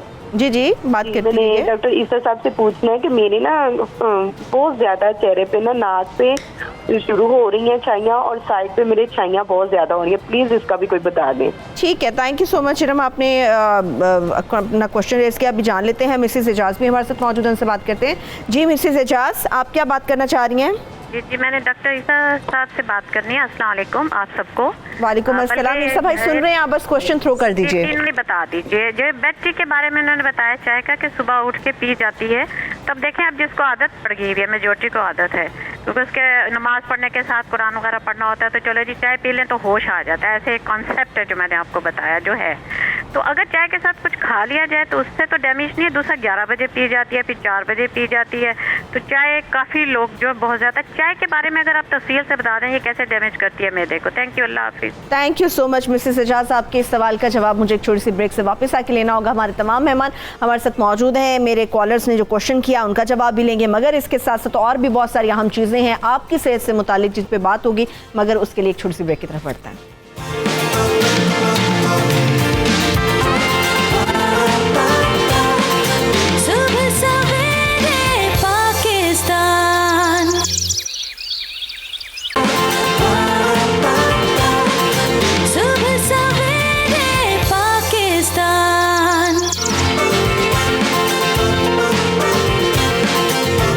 चलिए, एक तो मैदे की रिलेटेड बीमारी जो है या मैदे का अल्सर है उससे मुतालिक तो हमारी बात चल ही रही थी, मगर अनफॉर्चुनेटली बच्चे अब यही शिकायत करते हैं कि मुझे भूख नहीं है, मैं खाना नहीं खाऊंगा या नहीं खाऊंगी, या ये मेरे लिए क्यों बनाया। हर चीज़ को देख के नाक मुंह चढ़ाना शुरू कर देते हैं। तो ऐसी सूरत में बच्चे का जो स्टमक है, कहते हैं कि सुकड़ सा जाता है। जब बच्चे का स्टमक या किसी भी बड़े शख्स का स्टमक सूख जाता है या सुकड़ जाता है, तो ऐसी सूरत में हमें कितना नुकसान होता है, इस पर बात करने के लिए जैसे मैंने आपसे कहा था हमारे तमाम मेहमान हमारे साथ मौजूद रहेंगे। डॉक्टर फ़रा भी हमारे साथ मौजूद हैं, ईसा भाई भी मौजूद हैं, डॉक्टर फरवा भी मौजूद है, मगर एक और नए गेस्ट हैं जिन्होंने स्टूडियोज़ में हमें ज्वाइन किया है, ये माहिर ग़ज़ाइयत है। इनसे भी रिलेटेड बहुत सारी इंपॉर्टेंट गुफ्तगू होगी। सौदा सईद साहिबा हमारे साथ मौजूद है। थैंक यू सो मच, आपने भी हमें ज्वाइन किया। गुफ्तगू को आगे बढ़ाने से पहले मेरे पास दो बड़े इंपॉर्टेंट क्वेश्चन आए हुए थे, वो मैं चाह रही थी कि वो मैं पूछ लूँ और जान लूँ। ईसा भाई, मेरी एक बहन ने पूछा था कि छाइयाँ बहुत ज़्यादा बन रही हैं और चाय से रिलेटेड जो आपने बात की कि जी हमारी आदत है, डेफिनेटली बहुत ही बुरी आदत है ये, तो चाय से रिलेटेड बताएं कि कहाँ कहाँ कैसे कैसे हमें नुकसान पहुँचा रही होती है। देखिए, मैंने चाय जो सुबह निहार मुँह हम उठकर जो चाय ले रहे होते हैं, मैंने उसको अवॉइड करने के लिए कहा है। अगर आप आधा टुकड़ा रोटी का, एक स्लाइस ब्रेड का, अंडे के साथ, रात के सालन के साथ पहले थोड़ा सा नाश्ता कर लें, उसके बाद कुछ वक्फे के बाद चाय पी रहे हैं, कोई इशू नहीं है। आप दोपहर में भी पी रहे हैं, कोई इशू नहीं है। हम पाकिस्तानी की मेजॉरिटी चाय के बगैर रह नहीं सकती, बल्कि उठ नहीं सकती, तो इसे उठाने के लिए चाय ज़रूरी है। दूसरी चीज़, झाइयों का, क्योंकि उनकी लाइट है, अदरवाइज झाइयों का इलाज बहुत लंबा है। इवन एज अ डॉक्टर मैं भी करता हूं तो 1.5 साल मांगता हूं, लेकिन बहुत सारी चीज़ें लोगों को अवेलेबल नहीं होती। आपका चैनल पूरे मुल्क में, गांव देहात में देखा जाता है, तो मैं उनको ये कहूँगा कि अगर कम है तो ये आपको रिलीव करेगा, शायद क्योर ना करे। आपने चावल लेने हैं और बादाम लेना है। जितने चावल आपके घर में जो कच्चे होते हैं वो चावल ले लें, बादाम ले लें, दोनों को हम वज़न मिलाकर इसका अच्छी तरह पाउडर कर लें, ये बना के रख लें। जब भी आपको लगाना हो 2 चम्मच लेके थोड़ा दूध डाल के इसका पेस्ट बनाएं और लाइट हैंड से स्क्रब करें आप पूरे फेस को। 5 मिनट तक करने के बाद 15 से 20 मिनट छोड़ दें, उसके बाद आप फेस वॉश कर लिया करें। और ये डेली बेसिस पे किया जाए तो इससे काफ़ी फ़ायदा होता है। एक कॉलर थी आपकी, आखिरी में ये उनको ज़रूर जवाब दूंगा। उस बहन ने अल्सर की जो शिकायत की थी, जो उसने जलन की बात की थी, और ये बाकी नाजरीन के लिए भी है। हाँ, ईजी है, तो इसलिए मैं चाहूँगा कि ये भी जहन में रखें कि एक और आसान तरीका ये है कि आपके घर में जैतून का तेल होता है, गर्म पानी आप ले लें। मैंने ये गर्म पानी लिया हुआ है। सुबह सुबह निहार मुँह गर्म पानी में 1 चाय की चमची आपने जैतून का तेल डालना है और 1 चाय की चमची यानी कि टीस्पून आपने शहद मिक्स करना है। ये डेली बेसिस पर अगर निहार मुँह पे पिएं तो अल्सर के अलावा मैदे की कई बीमारियां हैं जो इससे सही होती हैं, बशर्ते अगर आपके पास शहद प्योर होना चाहिए। अच्छा, मुझे एक बात बताइए ईसा भाई, आप चाय पी के आए हुए हैं आज सेट पे आने से पहले? सॉरी, आप सेट पे आने से पहले चाय पी के आए थे? पहले नाश्ता करके आया था, फिर चाय भी पी, और आपके स्टूडियो वालों ने 2 दफा चाय अभी तक पिला चुके हैं। हमारे स्टूडियो वालों ने डॉक्टर फरा को चाय नहीं आज दी। आज मुझे पता चल गया ये कराची वालों ने डॉक्टर फरा को चाय नहीं दी, इसलिए उनकी एनर्जी बड़ी लो नजर आ रही है मुझे आज। नहीं, मेरी एनर्जी बिल्कुल भी लो नहीं है, क्योंकि किसी की बात काट के बात करना मुझे बिल्कुल पसंद नहीं है। मैं अपनी उसका वेट करती हूँ जब आप मुझसे बात करें। बस तो आप शामिल गुफ्तगू रहे तो हमें अंदाजा होगा कि आपकी तबीयत बिल्कुल सही है। ये मेरी मैं बिल्कुल ठीक हूँ, और जाहिर है जब आप मेरी तरफ आएंगी, मैं पहले ईसा भाई ज़ाहिर जवाब दे रहे हैं, मैं उनको काट के बोलना मुझे पसंद नहीं है। अच्छा ठीक है, एक तो हमारी बात हो रही थी अल्सर की। बिल्कुल। मेरी 2-3 चीज़ें हैं। एक तो गैस्ट्रोजी होम्योपैथ मेडिसिन है, ड्रॉप्स आते हैं गैस्ट्रोजी, वो लेने से अगर आप खाना खाने से आधा घंटा पहले ले लेते हैं उसके 10 ड्रॉप्स या हाफ टी स्पून, उससे ये होता है कि आपका जितनी भी अगर बर्निंग हो रही है, जलन हो रही है, गैसेस बन रही हैं, वो उसको रोक देगा। सबसे पहले आपको अपने आप को पहले कंट्रोल करना है, अपने आप को नॉर्मल करना है। एक साहब की कॉल आई थी, उन्होंने कहा हमने हालांकि सिम्टम्स बताए, मैंने ईसा भाई ने बताए, लेकिन दोबारा से उन्होंने कहा कि हमें लाजमी बताइए पेट का बढ़ जाना, यानी ये जो मैदा होता है पेट के ऊपर का हिस्सा ये उभरने लगता है, तो भी आपको लाजमी डॉक्टर के पास जाना चाहिए। हमारे यहाँ मसला ये है कि हम सेल्फ मेडिकेशन बहुत ज़्यादा करते हैं, तो ये चीज़ें भी आपकी इस बीमारी का हिस्सा बनते हैं। रात में मेथी दाना 2 चम्मच आप लेके मट्टी के प्याले में उसको खुले आसमान के नीचे मलमल के कपड़े के नीचे उसको रख दें 1 गिलास पानी में, ठीक है। सुबह उसको छान के अगर आप पीते हैं तो वो आपको काफ़ी हद तक अल्सर में आपको फ़ायदा होगा। लेकिन मैं फिर आपसे कहती हूँ सेल्फ मेडिकेशन, टोटके, घरेलू चीज़ें एक हद तक काम आती हैं और बिल्कुल आती हैं, हर्बल से हम पीछे नहीं जा सकते। लेकिन मैं इस सब भाई हम सब के क्लिनिक मौजूद हैं, आप आके लाजमी अपने जो लोग नहीं आ सकते वो अपनी रिपोर्ट्स भेजें, क्योंकि अल्सर एक बड़ी बीमारी है, इट्स क्रॉनिक डिजीज़, ये छोटी बीमारी नहीं है। छोटी आंत का ये अल्सर कैंसर में भी चला जाता है, तो इसको कंट्रोल करना बहुत ज़रूरी है। दूसरी बात ये कि एक और उन्होंने सवाल किया था झाइयों का, ईसा भाई ने बड़ा अच्छा बताया उन खातून को, और अगर उनको मूली के बीज के दाने, मूली के जो बीज होते हैं अगर वो कहीं से अवेलेबल हो जाते हैं, उसका पाउडर बना के रख लें, शहद में मिला के वो अपने फेस पे किसी भी दिन में किसी भी टाइम 20 से 25 मिनट लगाएं, फिर हल्के हाथ से मसाज करें, तो काफ़ी हद तक फ़ायदा है। यानी इसका तो फ़ायदा होगा, मगर एक और चीज़ है जिसका फ़ायदा होना बड़ा ज़रूरी है, वो है मगर मुझे मौका दिया आपने। हाँ नहीं भाई, मौका तो आपको लेना पड़ेगा, मौका तो लेना पड़ेगा। मैं तो बस यही सोच रही थी कि शायद आपकी एनर्जी लो है, शायद आपने चाय नहीं पी हुई क्योंकि मैं तो चाय पी के आई हूँ, मैं और ईसा भाई ने चाय पी के इसलिए जागे हुए हम लोग। तो मेरी तो एक आदत है, मैं सुबह सबसे पहले एक सेब लेती हूँ, ये मेरी बचपन से आदत है।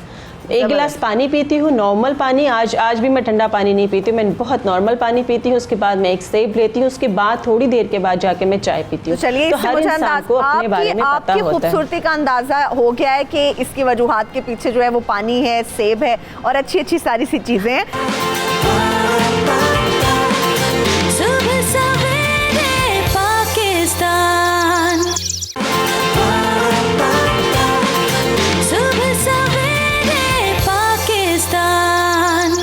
मुझे ये बताइएगा सौदा साहिबा कि भूख बड़ी इंपॉर्टेंट होती है, हर शख्स को टाइमली लग भी रही होती है, मगर हमारे आजकल के बच्चों का मसला है उन्हें भूख नहीं लग रही होती, हर चीज़ पे उनकी नाक मुँह चढ़ जाती है कि नहीं भाई बस मैं नहीं।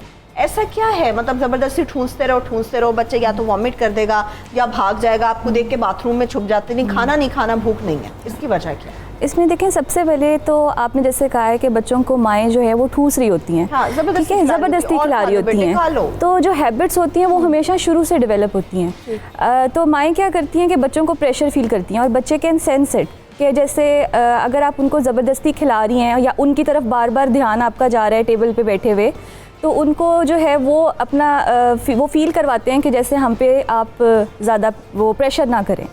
और उससे ये होता है कि बच्चों को बिंज ईटिंग की भी आदत होती है कि इधर कोई सेट पैटर्न नहीं है, जैसे आपको जैसे सुबह दोपहर का खाना, रात का खाना हम एक सेट पैटर्न सेट टाइम पे खाते हैं।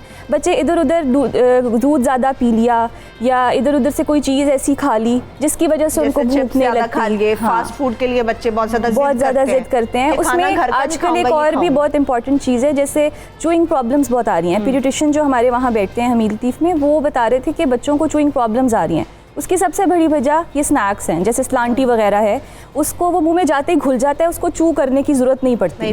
तो उसकी वजह से उनको चूइंग प्रॉब्लम्स आ रही हैं। फिर दूसरा, आप बच्चों को खाने पीने में इन्वॉल्व नहीं करते, जैसे आप उनको शॉपिंग में साथ लेके जाएं, उनको खाने जैसे आप प्रिपेयर कर रहे हैं तो उनको इन्वॉल्व करें और उनकी जैसे प्लेट के ऊपर वैरायटी के साथ मैं आपको यहाँ पे रोक रही हूँ, मगर हम शॉपिंग मॉल्स में जाते हैं, फूड कोर्ट एरिया के अंदर जाते हैं, तो वहाँ पे बच्चे हमें ज़्यादातर बर्गर्स खाते हुए नजर आ रहे होते हैं, माँ बाप ने शॉपिंग वाले थैले पकड़े होते हैं और उनके हाथ में बर्गर्स होते हैं। ये फास्ट फूड जो होता है ना, उसमें देखें 3 मेन इंग्रेडिएंट्स होते हैं। एक तो सॉल्ट ज़्यादा है, शुगर ज़्यादा है, और उसके अलावा उसके अंदर बहुत ज़्यादा जो है वो सैचुरेटेड फैट है, जिसने जो आपको ये देखें ना बहुत सारी बीमारियों की तरफ लेके जा रहा है। मोटापा बहुत सारी बीमारियों की जड़ है, उसकी तरफ लेके जा रहा है। उससे ये होता है कि जो आपका शुगर है ना वो आपकी फीलिंग ऑफ फुलनेस देता है आपको, उससे बच्चों को फिर भूख नहीं लगती बाकी चीज़ों के लिए। कभी कभार वंस इन अ वाइल लेना ठीक है और वो पोर्शन कंट्रोल के साथ आप लें तो वो ठीक है, लेकिन अगर इसकी आदत पड़ जाए तो वो फिर मसला क्रिएट करती है। हमारे तो बच्चों को आजकल क्यों आदत है। अच्छा, एक और चीज़ मैं मेंशन करना चाहूँगी इसी चीज़ में, इन्होंने डाइट से रिलेटेड तो बहुत बात की। बच्चों में भूख की ना लगने की एक वजह है मैदे में या आंत में छोटे कीड़े होते हैं, तो ये चीज़ ज़रूर देखनी चाहिए कि बच्चों में कीड़े तो नहीं है। तो उसका एक सिंपल टेस्ट है, स्टूल टेस्ट है, जो आप करा के दे सकते हैं, और उसकी दवाई भी 3 दिन के लिए आप दवाई दे सकते हैं, तो उससे भी बच्चों की भूख बढ़ सकती है। अच्छा, ये नहीं कि आपके लिए फ़ायदेमंद हो सकता है। ईसा भाई, मुझे याद है बचपन में होता था कि जब हमें भूख नहीं लग रही होती थी तो अम्मा कहती थी कि जाओ फलाना सिरप लेके आओ, वो इसको पिलाओ, उससे भूख लग जाएगी। ये सब भाई आपसे भी सवाल है, डॉक्टर फराह आपसे भी सवाल है, अब वो सिरप नहीं मिलता या माओ को अवेयरनेस आ गई है, या क्या भूख लगवाई कैसे जाए? हमें तो सिरप पिला पिला के अम्मा ने खूब खाना खिलाया है, आज के बच्चों के लिए क्या किया जाए? देखें, बच्चों के अलावा बच्चों से ज़्यादा उनके पेरेंट्स को सोचना चाहिए। हमारी कम्युनिटी बेचारी हाइजीन के नाम पे इतना अब हाईजेक हो चुकी है कि उनको खुद भी नहीं पता चला कि हम कर क्या रहे हैं। बिल्कुल। पहला आप तो देखें कि बच्चे को खाना अगर ना दें और आप उसे बोलें कि मैं बर्गर दूंगी, 3 साल का बच्चा आपसे फौरन बर्गर मांगेगा, क्योंकि सारा दिन टीवी पे बर्गर और पिज़्ज़ा के ही कमर्शियल चलते हैं। हाँ। भिंडी का कमर्शियल तो मैंने आज तक नहीं देखा, तूरी का कमर्शियल तो आज तक नहीं देखा। तो कहने का मकसद ये है कि जो बच्चे देख रहे हैं, जो बच्चे सारा दिन सुन रहे हैं, तो अवेयरनेस हमने बच्चों को जो दी हुई है, ये बात आपने बिल्कुल सही कही है। लेकिन आज के दौर के जो बच्चे आ रहे हैं, जहन में रखिएगा, बॉडी हमेशा चेंज होती है। हर 25 साल के बाद आने वाली नस्ल पता नहीं वो कैसी होगी, उसके बाद कैसी होगी। जो हमारे पहले लोग थे वो 100 साल तक भी ज़िंदा रहते थे। आज भी कुछ पुराने ज़माने के लोगों को देखते हैं, 80 साल में उनकी कमर में झुकाव नहीं है और हमारी FIR 60 साल के बाद कट जाती है। बिल्कुल। तो मेहरबानी ये करें कि बच्चों को अच्छे खाने, हेल्दी खाने खिलाएं। कोई शक नहीं है कि आज की माँ को बड़ी मेहनत करनी पड़ रही है। मैं समझता हूं कि आज की माँ जितनी मेहनत कर रही है पुरानी माँओं ने नहीं किया था, और ये बहुत अच्छा कर रही हैं। किसी भी अंदाज से उनको खिलाएं, लेकिन अच्छा खाना खिलाएं, ना कि ये जंक फूड वगैरह पे उनको आदत डालें। दूसरी चीज़ ये है कि मैं अपने बच्चों के साथ कई दफ़ा जब वो खाना नहीं खाते हैं तो मैं उनको अब इतना आदी कर चुका हूँ कि चलो छुपन छुपाई खेलते हैं, चलो मैं आपके लिए हॉर्स बन जाता हूँ। अब वो इस चूज़ के यूज टू हैं। अब जब फरमाइश करते हैं तो मैं कहता हूँ पहले मेरे साथ बैठ के खाना खाओ। अब वो खाना पहले खाते हैं, गेम बाद में खेलते हैं। तो हम पेरेंट्स को अपने बच्चों के साथ एक ऐसी फ्रेंडशिप डेवलप करनी है, और ये भी ज़रूरी है। दूसरा, हमारी बहन ने कहा कीड़े का होना पेट में, और बच्चों को गैस्ट्रिक होना, छोटे बच्चे बता नहीं पाते हैं, उसके लिए भी अल्लाह ताला की बड़ी नेमतें हैं। मिसाल के तौर पर आपके बच्चे के पेट में कीड़े हैं और आपको पता है या नहीं पता, तो नारियल का पानी अवेलेबल है। आप 15 दिन थोड़ा थोड़ा बच्चे को पिलाएं, अल्हम्दुलिल्लाह कीड़े ख़त्म हो जाते हैं। आपके बच्चे को भूख नहीं लगती, आप आधा कप पानी का लेके 1 चमची सौंफ डालकर इस पानी को उबाल लें, छान कर रख लें, थोड़ी शहद डाल दिया करें, थोड़ी मिश्री डाल दिया करें टेस्ट के लिए। दिन में 2-4 चम्मच खिलाएं। अल्लाह ताला ने चाहा अपना खाना तो खाएगा ही, माँ का भी आधा खाना खा जाए। आपकी इजाज़त से पूरी कौम को एक तोहफा दे रहा हूँ जी।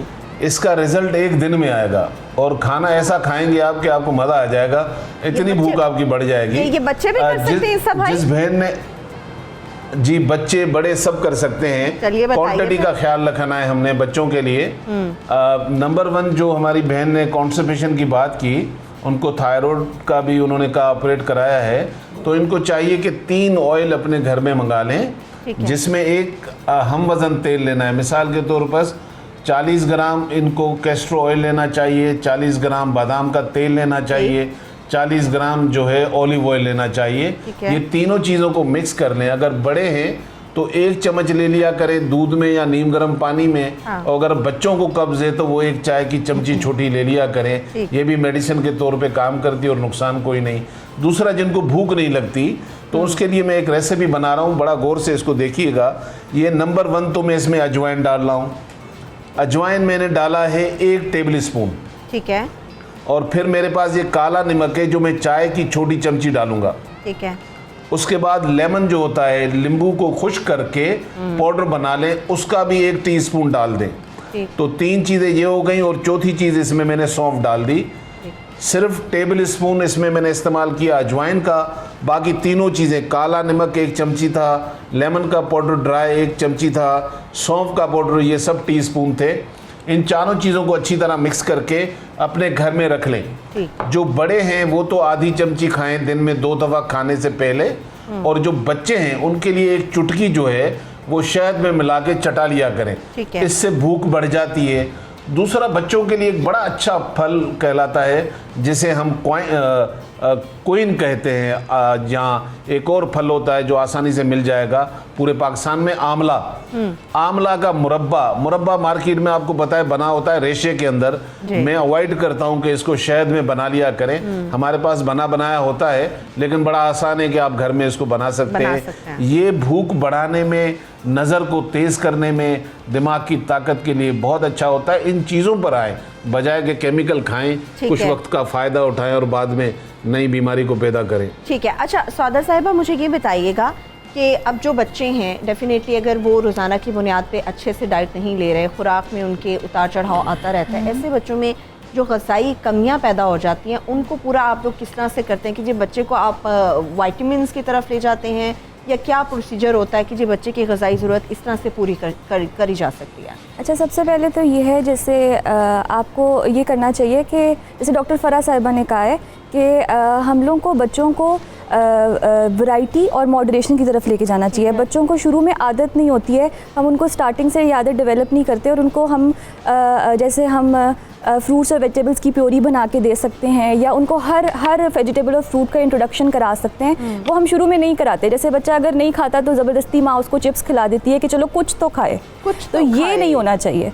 उसका बंदे को अगर बिगड़ गई हैं तो फिर क्या किया जाए? और अगर आते बिगड़ गई हैं तो सबसे पहले तो आपको अपने बच्चे को किसी माहिर ग़िज़ायात के पास लेके जाना चाहिए। आजकल की माओं को ज़्यादा इन्फॉर्मेशन नहीं होती, और जो इन्फॉर्मेशन होती है वो यूजुअली गूगल की वजह से होती है। हम लोग भी प्रोवाइड कर रहे हैं ना इन्फॉर्मेशन रोज़ाना की बुनियाद पे, तो उसमें आप क्या रिकमेंड करते हैं? बच्चों को मैग्नीशियम और जिंक की डेफिशिएंसी हो जाती है, जिससे जो आपकी एपेटाइट को सप्रेस, मैग्नीशियम आपकी एपेटाइट को सप्रेस मतलब ज़्यादा नहीं होने देता, और जो जिंक है वो भी आपके टेस्ट बड्स डेवलप करता है। तो विटामिन मिनरल डेफिशिएंसी की वजह से या तो हम उनको कोई मिनरल विटामिन की तरफ लेके जाते हैं, या फिर हम उनको जो डिफरेंट फ्रूट्स और वेजिटेबल्स और ग़िज़ा की वैरायटी जो है ना उस पे हम उनको लेके आते हैं। विटामिन के लिए आप कितनी हद तक के बच्चे को रिकमेंड करते हैं कि जी इस हद या इस एज के बच्चे को दे सकते हैं? उसमें ये होता है कि जो सप्लीमेंट्स होते हैं ना वो बच्चों के लिए डिफरेंट होते हैं। जैसे पीडियाश्योर है बच्चों के लिए होता है, उस पर मिनरल विटामिन पूरे हो जाते हैं, उनमें एक स्पेसिफिक मिकदार होती है जो हम देते हैं। इस तरह से बच्चों को हम टेबलेट फॉर्म में और उस फॉर्म में नहीं देते।